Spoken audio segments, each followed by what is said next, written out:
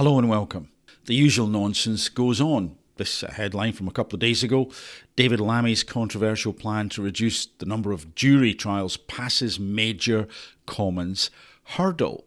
And here we have, I think this is from Sky, jury trial changes survive Labour rebellion to clear first Commons hurdle. The bill to restrict jury trials for all but the most serious cases gets through its first vote as a minority of Labour MPs vote against or abstain. A minority. That's interesting. But let's bear in mind that by the way, the people who didn't want that to be a thing, don't want that to come to pass, trial without jury for most cases, those people will have been under heavy pressure. So some people voted against it, some people abstained, but probably in the mix there would be people who voted for it, but that's because some pressure was brought to bear. And who knows what goes on behind the scenes. There was the recent case, I don't know if you saw the Speaker of the House of Commons chastising Labour MPs, some of them whips, for essentially blocking the route, the physical pathway that would allow people to vote. I cannot believe the behaviour. It is absolutely not going to be accepted. The behaviour in the lobby last night involving a group of about half a dozen government members, including the Chief and Deputy Chief Whip, was totally unacceptable. I expect better from honourable members and right honourable members. If members are asked to move swiftly through the lobbies, they must do. The fact it took 22 minutes to get a vote through is beyond the pale. The sergeant lost his authority because MPs said, "I am not moving." Pretending to be ill, by 7 o'clock they were suddenly well again. If we think that this gives us good standing in the world, it doesn't. It is appalling. We should be ashamed. Did you see that? I mean, my goodness, we just don't know the half of what goes on behind the scenes. Really is worrying. Anyway, what else has been happening? Well, we have this headline from the BBC: relaunched digital ID will make it easier to access services. So what are we getting now? We're getting a situation where they tried it before, digital IDs. And remember the usual faux pas by Keir Starmer, it will stamp out illegal immigration. Yeah, people seem to be very, very worked up about that. So let's say that this thing will solve that. And quite patently, I mean, my goodness, it wasn't going to. It couldn't. How would that be a thing? How could that be a thing? So that got just chucked out as an idea. And naturally, of course, they circle back around again. So it's going to be easier to access services. It's always convenience, isn't it? It's always, yes, it's going to make your life simpler and everything will be smooth. But as we've discussed, I've talked about, people have commented on some of the things that we've said around this subject. At what point does it become something that creeps into social credit? And at what point does it become something that could be used against an individual? In other words, if there is corruption in the system, and there is corruption in the system, then this could grow arms and legs and be extremely, extremely dangerous in the wrong hands.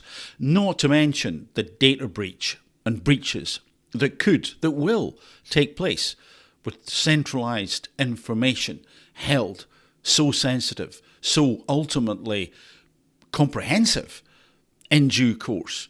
Because once this is in, there will be mission creep, of course. We see it again and again and again. And so, what have we got? We've got trials without juries. Wow. So if that part of the system is corrupted, my goodness, what could happen there?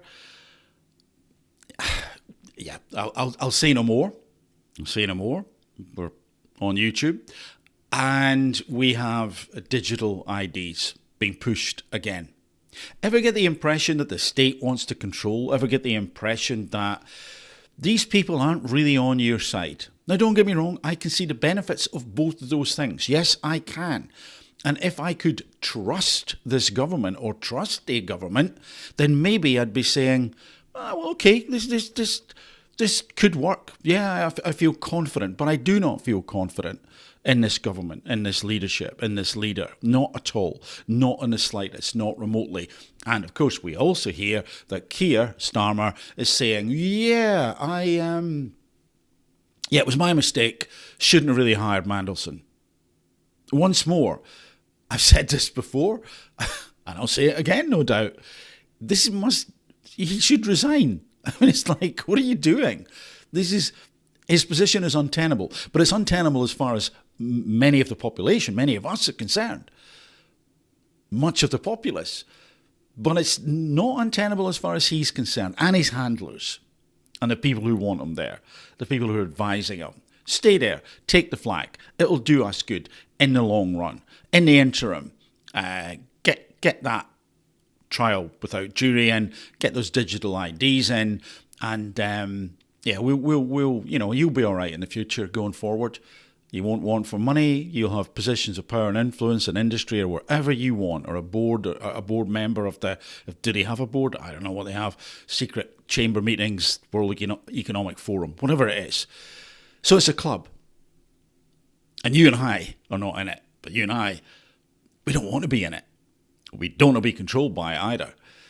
So then we have, in terms of a bit of a brief and mini and not totally comprehensive roundup, we have the growing tensions between reform and restore. And I wanted to play you a clip because people, of course, understandably are worried that this may split the right, whatever that means these days. But I want to play you a clip. And this is, I think it's Dan Wootton. Yeah, it's Dan Wootton. And it's between Montgomery Toms and Kezia Noble. Have a listen to this. I've been out in the street recently. In fact, when we finish this show, I'm about to head into central London. I'm going to go and speak to people about exactly what you're referencing. And I can tell you my experience is far more people know Rupert Lowe than you'd actually anticipate and expect. Kezia is shaking her head. Why are you shaking your head, They don't have Kezia? a clue who he is. But I've seen it. I've been so out I've there. actually, this is not a personal attack. That's all right. But I have seen the videos that you make, and you go up to people with. You're allowed to do personal attacks here, Kezia. Go It's not for my it. style. It's not my I don't style mind. because I think me and you are ultimately on the same side. We want the same thing for Britain. Britain is broken, and we want to see less immigration. We want to see lower taxes. Would you agree with that so far? Yeah, of course, yeah. So we're on the same side. Now, note at the end of the little clip that I played that she's saying we're really ultimately on the same side. And this is where I think we have to head ultimately. If the lunacy that we see around us, the people who want to get more power, the people who have agendas which may not be aligned with the values that you and I have, if they get in and get more traction, then we really are as a country in deep, deep trouble. We already are in trouble. And so the, again, so-called right must find a way to work together. And they must remember that they are on the same side. And I think in part, this is going to be a lot to do with putting egos aside. And maybe never the twain shall meet, but we're going to have to make a choice. And as I've said before, in making that choice, we have to make the right choice. So we've got to ask the right questions.